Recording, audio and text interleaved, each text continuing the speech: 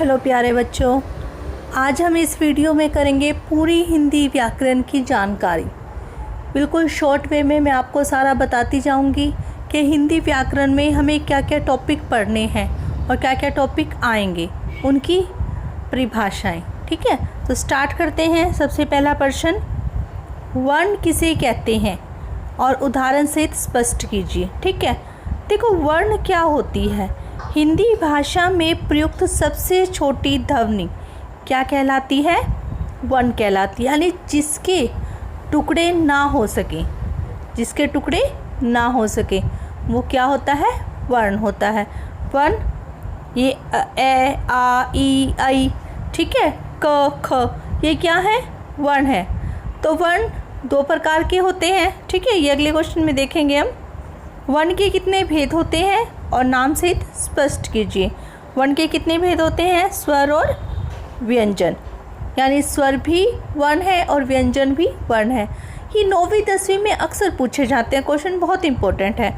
वर्ण किसे कहते हैं, वर्ण के भेद कितने हैं, स्वर किसे कहते हैं, व्यंजन किसे कहते हैं। ठीक है, स्वर किसे कहते हैं? देखो स्वर तो लिखा है लेकिन परिभाषा नहीं है यहाँ पे। तो स्वर किसे कहते हैं? जो वर्ण स्वतंत्र रूप से बोले जाते हैं। ठीक है, जो वर्ण स्वतंत्र रूप से बोले जाते हैं वो क्या कहते हैं? स्वर। यानी जिन वर्णों को बोलने के लिए किसी दूसरे वर्ण की सहायता नहीं लेनी पड़ती वो स्वर कहलाते हैं। और व्यंजन क्या होते हैं? जो वर्ण स्वर की सहायता से बोले जाते हैं, उच्चारित किए जाते हैं। ठीक है, उन्हें क्या कहते हैं? व्यंजन। बहुत आसान परिभाषा लिखी है मैंने, आप अच्छे तरीके से इसको रीड कर सकते हो। स्वर क्या होते हैं? जो वर्ण स्वतंत्र रूप से बोले जाते हैं, उच्चारित होते हैं। और व्यंजन जो वर्ण स्वर की सहायता से बोले जाते हैं वो क्या होते हैं? व्यंजन। ठीक है, आगे होगी समझ आपको। नेक्स्ट करते हैं क्वेश्चन। अब है शब्द। देखो हमने वर्ण कर लिए। ठीक है, वर्णों के सार्थक समूह को क्या कहा जाता है? शब्द कहा जाता है। पढ़ते हैं, शब्द किसे कहते हैं? उदाहरण सहित स्पष्ट कीजिए। तो उत्तर, वर्णों के सार्थक मेल को। शब्द भाषा की सार्थक और सबसे छोटी इकाई है। वर्णों के सार्थक मेल को क्या कह रहा है? देखो माना मैंने ये लिख दिया मैंने क, ये वर्ण है। यहाँ पे लिखा है म, ये भी वर्ण है। और यहाँ लिख दिया है मैंने ल, ये भी वर्ण है। उसने क्या कहा है? वर्णों के सार्थक मेल को। मेल यानी मिला देना। अगर मैं इन तीनों को जोड़ दूं तो क्या बन जाएगा? क, म और ल, कमल। हमें पता है कमल का मतलब पुष्प होता है ना, हमारा राष्ट्रीय पुष्प है। तो वर्णों के सार्थक मेल को, यानी जिसका कुछ अर्थ निकलता हो, उसे क्या कहा जाता है?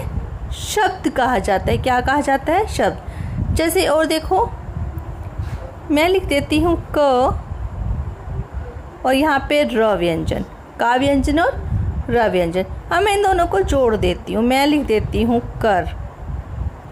अब देखो कर सार्थक शब्द है। कर मैंने टैक्स भी होता है, कर मैंने हाथी की सूंड भी होती है। ठीक है, तो इसके कई अर्थ निकलते हैं।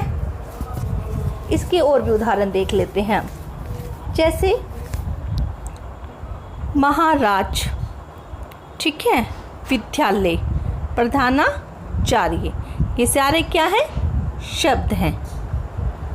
आगे देखो नेक्स्ट,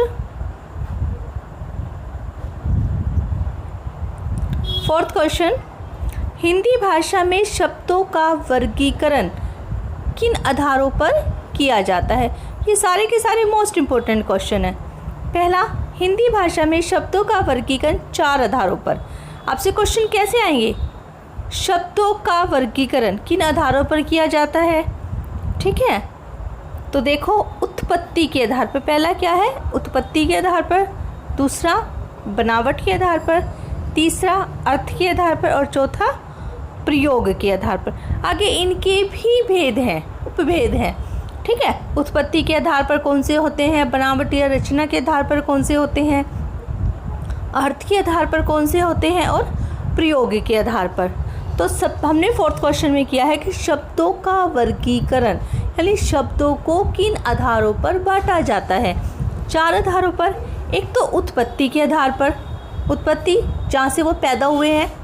ठीक है, बनावट या रचना, उनकी बनावट या रचना के आधार पर वो, अर्थ के आधार पर, मीनिंग के आधार पर, और प्रयोग, किस आधार पर वो प्रयोग किए जाते हैं, वो सारे क्वेश्चन। अब देख लेते हैं आगे इन सब की ही डिटेल। 5वां है, उत्पत्ति के आधार पर शब्द कितने प्रकार के होते हैं?